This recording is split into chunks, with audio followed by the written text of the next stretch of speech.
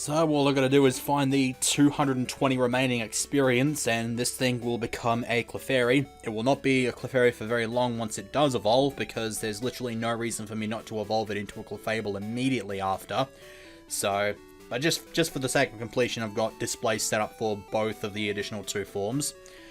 In addition to that, I've come up with a rather, well, I mean, it's a bit of a shitty nickname, but it's about as good as I could come up with. Conifer, as a combination of faux, because it is fake, and conifer, which is a type of tree. Pseudo-Widow is not at all representative of a conifer tree, because, I mean, it doesn't really look much like a tree to begin with. Kind of.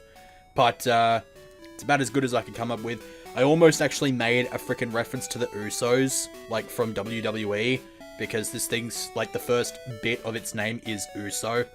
Its Japanese name, to be specific, so I could have gone with that, but that was really, really dumb. I did eventually just come up with that, which is still kind of a dumb name, but yeah.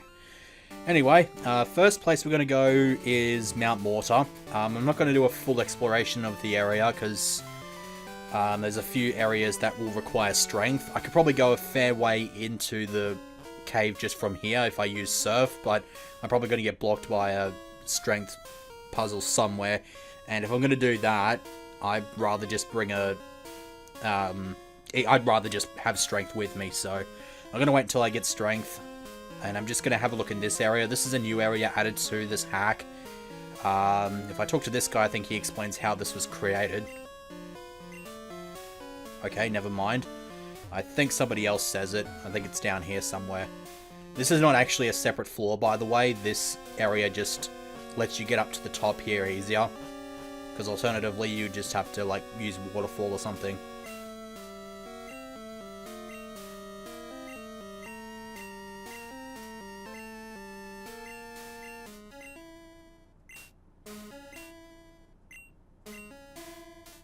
Yeah, that's basically how that goes down. It's basically a reference to the opening cutscene where there's just a handful of just random swine up, and then they see this green one show up and just do a whole bunch of fun stuff. So it causes a whole bunch of Pokemon to show up, and they are easily the lowest level Pokemon in this entire cave. I don't know why, but it just seems to be the case. As you would expect, there will indeed be wild Swinubs here. This isn't wild, but it is nice and green and shiny and stuff like that. It's actually a different color palette to what it originally was. So far nothing awfully interesting has been encountered in this place, but that's because some of the more interesting stuff is actually rarer, like Dunsparce and the aforementioned Swinub, and even Kabuto and Omanite. You can find those in this place, which is, you're not very likely to find them, mind you, but you can actually find them, but it's got to be at a certain time of the day. If you want to find Kabuto, you want to look around in this place during the night. Omanite is during the day, and their equivalent in the morning is just Tyrogue. So if I looked hard enough, I could find a Tyrogue, but I don't really need to do that because I've already caught everything that can be found down here. The only thing I have left to really do is just pick up this random little chunk of rock that's just sort of chilling out here. Oh yeah, and there's Larvitar. Already caught that as well. Actually, it took me 2 attempts to catch this one because I had, on my first attempt, like 10 Pokeballs, and it ended up breaking out of every single one of them, and it pissed me off, and I had to bugger off and go get some more balls. So, here's the Dome Fossil, which has been rendered completely redundant by the fact that you can just find Wild Kabuto in here. So, yeah. I mean, the Omanites kind of render the Helix Fossil irrelevant either, but but to be fair, you can find the Helix Fossil in Mountain Moon, and if you decide you want to just knock over the entirety of Kanto before you go over to Johto, then that's probably going to be the only way you can get your hands on an Omanite if you want to add it to your team. So, at least in that regard, it's relevant. And no, there's no Aerodactyl down here. It'd be very stupid to have level 5 Aerodactyls flying around the place down here. So yeah, there's a Swinub. And there is one other place I want to have a look before I talk to the Shock Slayer dude, who is just basically an avatar representing the guy who created this hack.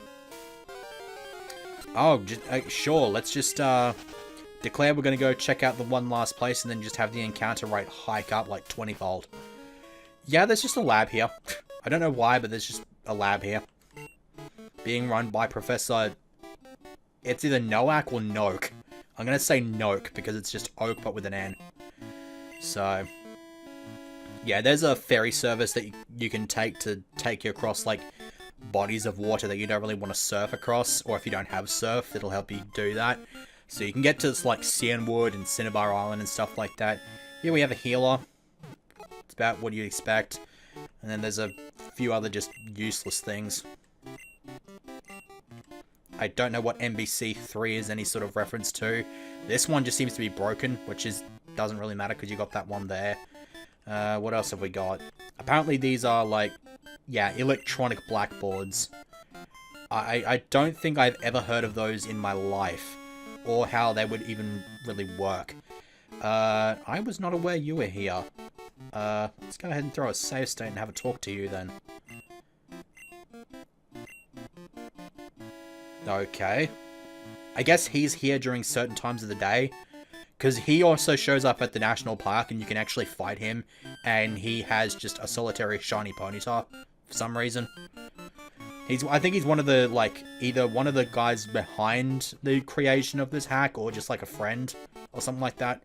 Kind of like how in Fire Red Omega you have someone that represents Drayano, and then someone else, and a handful of other people that represent, like, his friends, or other people that have had, like, some kind of input to the hack. Similar sort of thing happens here, so... Speaking of, those sorts of people, this right here would be Shockslayer himself, so we'll go ahead and throw a save state here. I actually want to swap my lead here, because you actually can battle this guy. And Seal is probably the best Pokemon to lead with in this particular situation.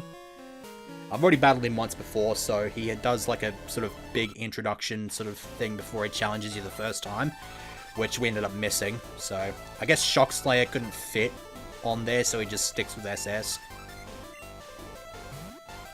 And yeah, all three of the Pokemon that he has are shiny. So here we have his lead into the Larvitar. This is the reason why we want Advent forward up front here, because we want to just take it out with the Surf. Because if we don't, it's going to set up Sandstorm, which benefits the other two members of his team. So we just want to get this thing out of the way. Quad weakness to water ensures that is just going to be sort of drowned in the middle of Narnia. Okay, so here's Nugget. Nugget is a Magnemite and is easily the strongest Pokemon on his team. The question now is, how do I deal with it? Because this thing it's packing Thunderbolt and can actually come pretty close to one-shotting Stinger. And Stinger's only got Rock Smash, so that kind of just sort of ends in misery. I could give Slumwalk a shot and maybe put this thing to sleep. Or if I can tank a hit from it, I might be able to disable its Thunderbolt. So I'll have to see how that goes down. I'll start by throwing Hypnosis. So it's going to start with the Supersonic. Shit. I was not aware that it had this move, so it can actually cause a bit of Parafusion. I do get the Hypnosis in at least. So what I can do here... I'll lead with Stinger, see how many Rock Smashes that I can get in before it wakes up. Because this one turn that it's got here, it's just going to use a full Restore to wake it up. Better than having it healed, which is what happened to the first time I tried to beat this guy, and he just kind of kicked my ass with this Magnemite. That can cause some problems. I'll throw the Rock Smash anyway, hope for a defense drop. Did not happen, but it is opting to keep spamming Supersonic. This thing has Thunder Wave as well, hence why I mentioned the Parafusion earlier. But it usually goes for the Thunder Wave first up. It'll probably go the Thunder Wave here now, actually. Nope, it's just going to Thunderbolt. That'll knock out Stinger, I think. Almost. Nope, that will. Confusion hacks, of course. Arsehole. Jeez, this is going to be obnoxious. I think Seal gets outsped by this thing.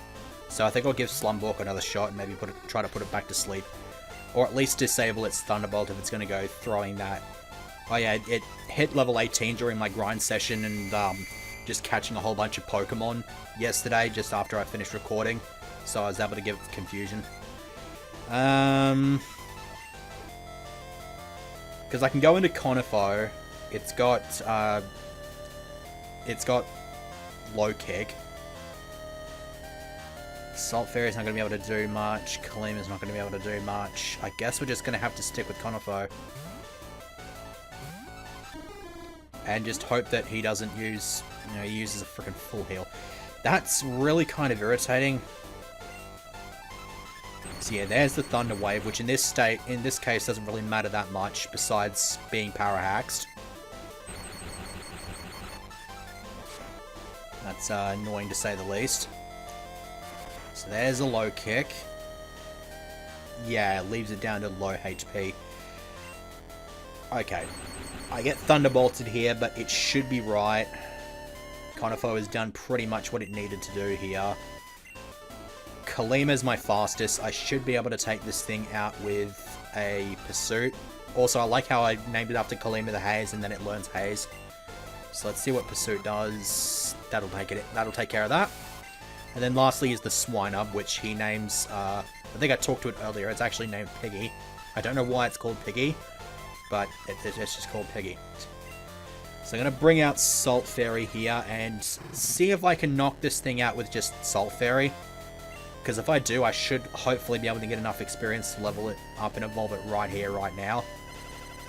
That, it's a nice green shiny wall there.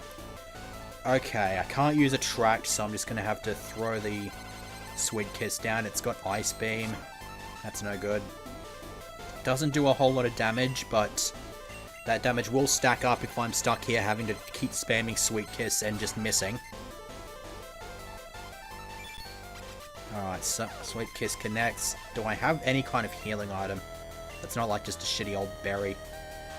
Oh yeah, I've got Fresh Waters. I went and bought these at the little shop in Mount Moon, just because I felt like I didn't want to just spend a whole bunch of time just continually getting these one at a time from a vending machine. So, yeah, I'll go ahead and use one. I was probably going to use that potion, but I feel like this is probably the better choice. Alright, hurts itself. Return is obviously better since I'm at max happiness, so just keep spamming that and hopefully get a knockout. Is this a speed tie, or am I just... I feel like this thing was outspeeding me before. Okay, yeah, it's a speed tie. Okay. It's not too bad. Okay, that worked out. I guess I overthought it a bit there, because return seems to be enough to do a 2-hit knockout even without any confusion damage. So yeah, more than enough experience there. That will get Salt Fairy up and evolved. And before I do that, let me quickly untick that. I unticked pause when inactive so that it didn't freaking go all weird. Oh yeah, it gives you a lot of cash, because I think I used Slumbork in that fight, and it was holding the amulet coin at the time, which is kind of cool.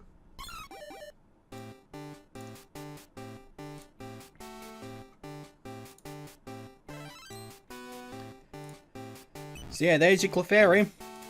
Don't get too used to it.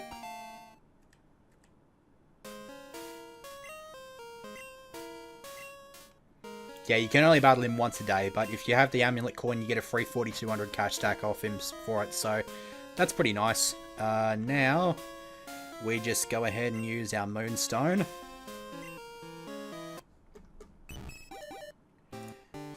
Because there's literally no reason not to just immediately evolve it at this stage. There's nothing that it learns that I'm really interested in as a Clefairy, so there we go.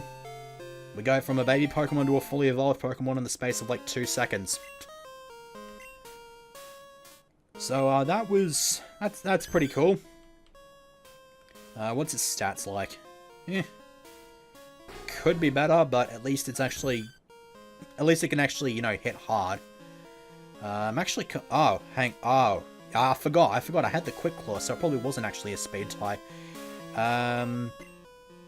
Speaking of speed, what's my slowest Pokemon now? It's most likely, Conifo.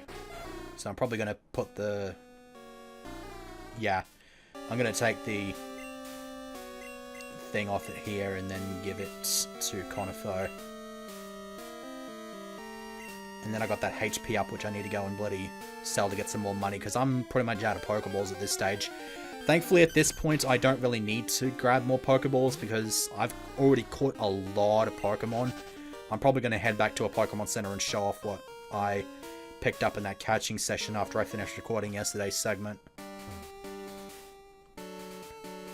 So, that's about all I'm going to do for Mount Mortar until I get Strength, and possibly Waterfall.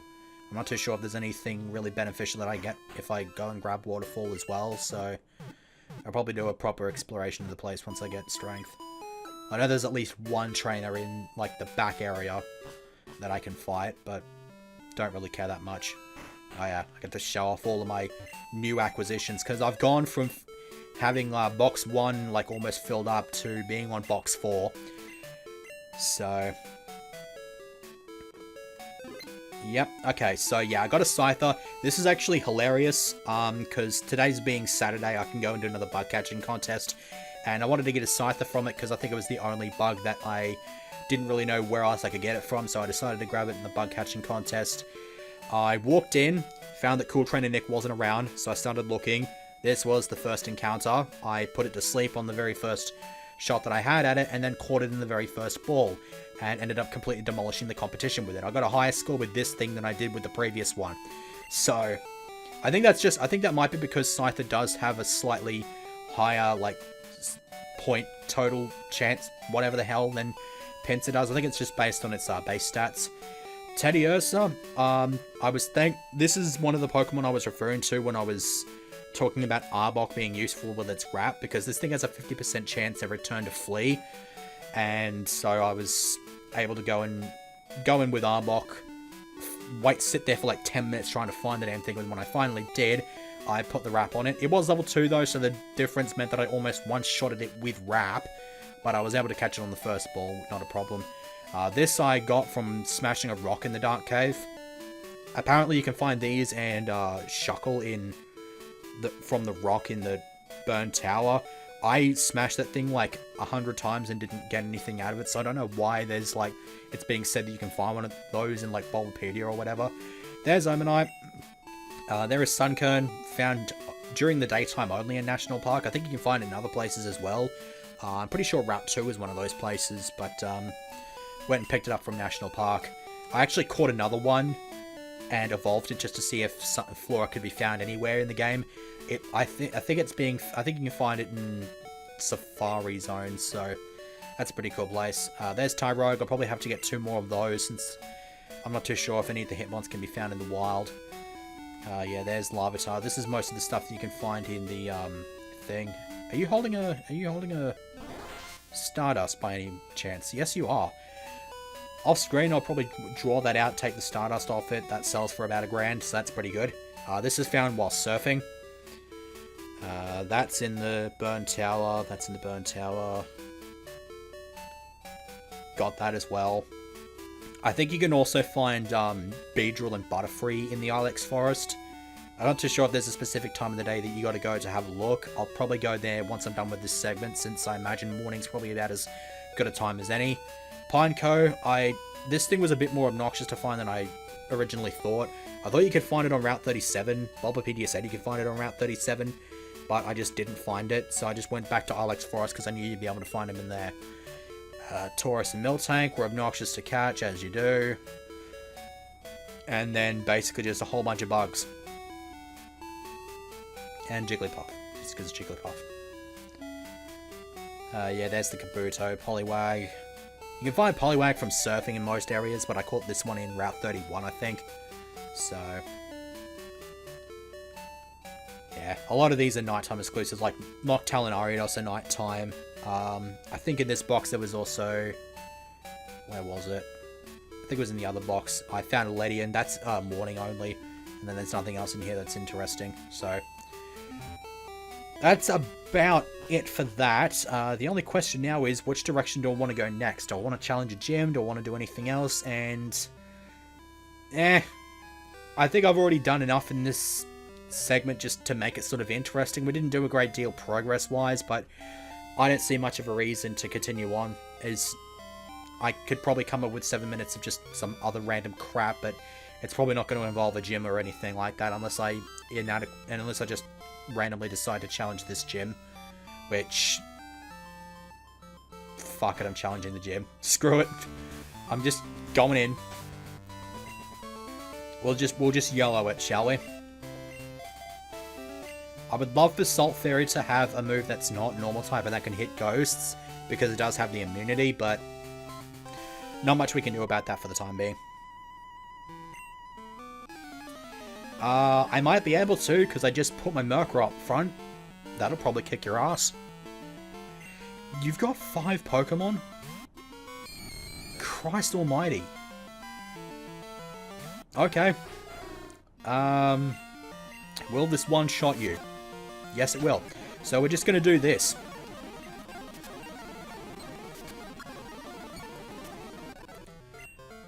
So, yeah, you just kind of died in a fire like that, didn't you? I feel like it's probably a good idea to take the amulet coin off of Slumborg here and put it onto Kalima. Well, Kalima's on level 19 now, so I imagine I'll probably end up getting some use out of the rest of my team. Slumborg actually does have psychic move now, so I could probably do that. Yeah, why the hell not? Take it off and then just immediately put it back on. And then while I'm at it, since Slumborg could really benefit from having a move that's not as shitty as Pound. Oh yeah, the quiz that you usually take to get the radio card in the Goldenrod Radio Tower, it's still around, but for some reason it just gives you a Hyper Beam TM. I won't complain about this, but I don't think there's anything on my team that can currently learn it except for Salt Fairy, so yeah, I feel like much has been said about this Fire Punch TM that I really feel like I should probably just get some use out of it. And if I'm going to rack up a whole bunch of cash stack, then there's not much of a reason to just hold on to this thing, since I can just get more of them if I want to teach one to, like, Salt Fairy, for example. So, there we go. Stinger can't do much in this gym, because he's got nothing but fighting and horn-based moves. Normal moves, rather. So I think it's like sort of like a wavy pathway or something. I don't really, whatever. It's completely uninteresting compared to the Heart Gold Soul Silver one though, so. You probably got what, level 14? No, never mind, 16. That's actually somewhat formidable. That speeds licks. Don't paralyze. Thank you. Oh, that's depressing. Yeah. Looks like this segment's probably going to pass 30 minutes, depending on how long it takes to knock Morty over.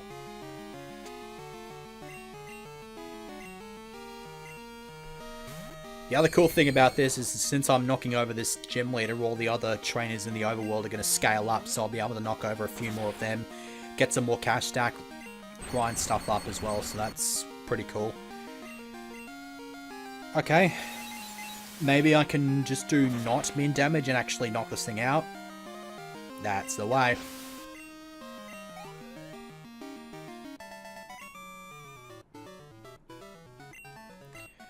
Now, do I have something that can heal paralysis? I should. I think I've got a couple of full heals. Yeah, here we go.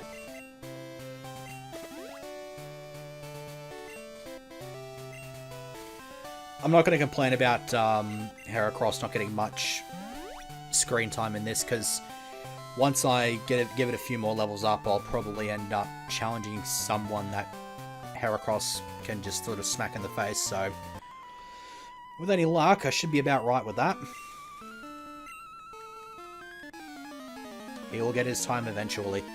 Part of the reason I went with it in this playthrough and not in like Crystal or something like that is just because I imagine my team is probably going to go well into the 50s in regards to level. So I figured at some point I would actually be able to, you know, use Mega Horn as opposed to just doing it in Crystal and having a team of level 60s just for Red and only being able to Mega Horn stuff on Red's team. The only thing that would even be remotely weak to it is Espeon, which will probably outspeed and kill me with a psychic move anyway. So it would be completely useless if I played it in just the regular Crystal. Here, I imagine just because the level curve is a bit better here, I should be able to get some proper use out of Mega Horn. Mind you, it's still not going to be until pretty late into the game. It learns it at 54, but some use is better than no use at all, so... I'm just glad I've got the cash stack coming in here. Do I want to bring someone else in here? I feel like Kalima could do with maybe one more level up, but... yeah. I'll probably just bring an Advent forward, actually, just to see if I can give him another level up. If I go in with a bunch of 19s, that'll probably even things up a bit. Surf. That's always nice. And... oh, god damn it, stupid bloody... alright, let me just keep spamming Aurora Beam. Or I can just kill itself with Curse, so they just notice it doing right there. Because, yeah, Spite sucks. Spite just straight up sucks. Okay,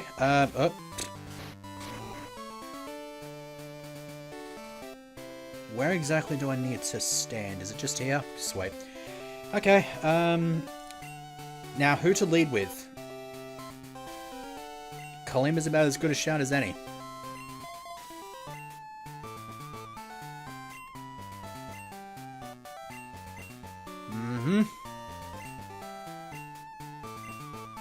Yep.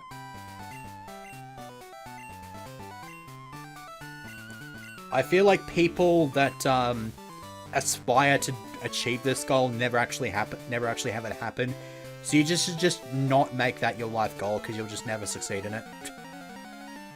Especially if you're going to challenge me, because I'm probably going to end up kicking your ass. Alright, so what level are you? 17. Okay. It might be able to tank a pursuit. I'm not too sure. It might be able to tank a pursuit. Nope, never mind. Kalima just kicks too much ass. What do we got? Another Ghastly. If you're going to have a team of nothing but Ghastly, I'm going to be really disappointed in you. Well, I wasn't expecting level 21 at any rate. Why mean look?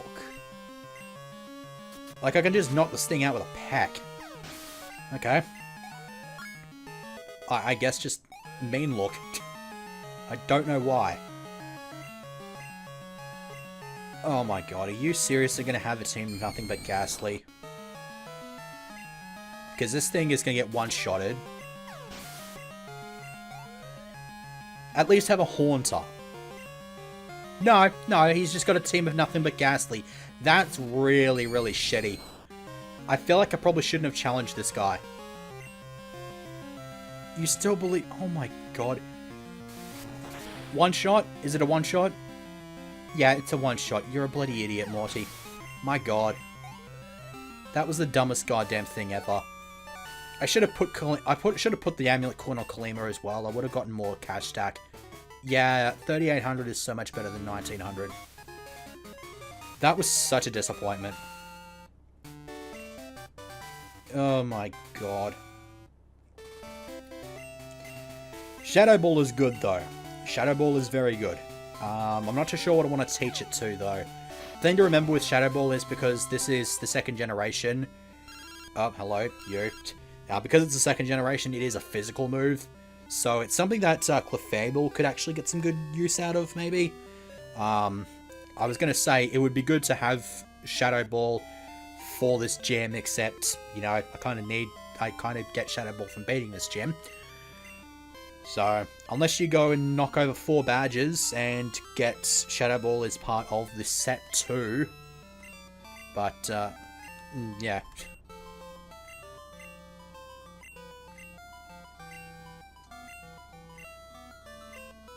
Yeah, I've seen what was in that cave. It was horrific. Good lord almighty. Okay, I think that about wraps up this segment. I think if I'm gonna go and do another gym, I'm probably gonna go back to Kanto since I've done 3 Johto gyms in a row. So I think what I'll do at this point is I'll put up a straw poll. I've got all 8 Kanto gyms that are accessible, so I will put up a straw poll, see if I can get some votes, and see what the next gym I get to challenge is after that. So you'll see that tomorrow, because I'm not actually going to have any days off, because I really like playing this game, and I really want to keep recording it. So there you go. See you next time.